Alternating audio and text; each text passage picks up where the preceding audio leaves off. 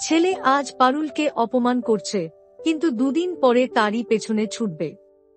এখন দেখছি বাংলা সিরিয়ালে এই জিনিসটা খুবই চলছে।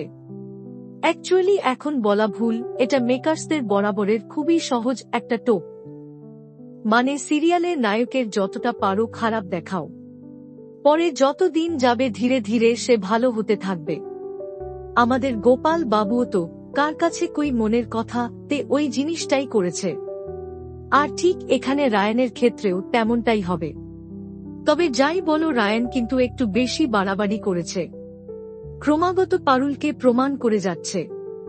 মানে তার মাথায় একটা জিনিস ঢুকে গেছে যে পারুল ইচ্ছে করে তাকে ফাঁসিয়ে বিয়ে করেছে।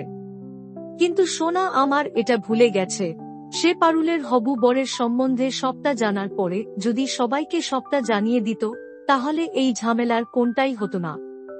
তবে এটাও ঠিক, যদি এই ঝামেলা না হতো তাহলে সিরিয়ালটা হয়তো আর এগোতো না। তবে আমি আবারও বলছি, পারুল কিন্তু জাস্ট জলটা মাপছে।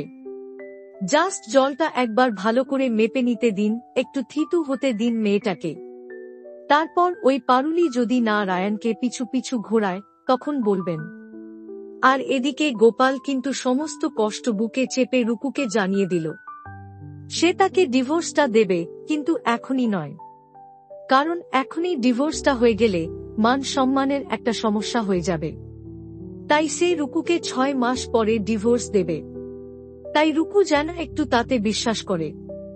আর সত্যি বলতে কি, এরপরে গোপাল যখন বাথরুমে গিয়ে কাঁদছিল, তখন দেখে সত্যিই খুব খারাপ লাগছিল। কারণ কথাই বলে, ছেলেরা কিন্তু সচরাচর কাঁদে না। তাই একটা ছেলে কাঁদা মানে তার কষ্টের গভীরতাটা কতটা, জাস্ট একবার ভাবো। বাকি তোমাদের কি মনে হয়, রায়ান পারুলের সাথে যেটা করছে সেটা কি ঠিক করছে? অবশ্যই জানিও কমেন্ট করে।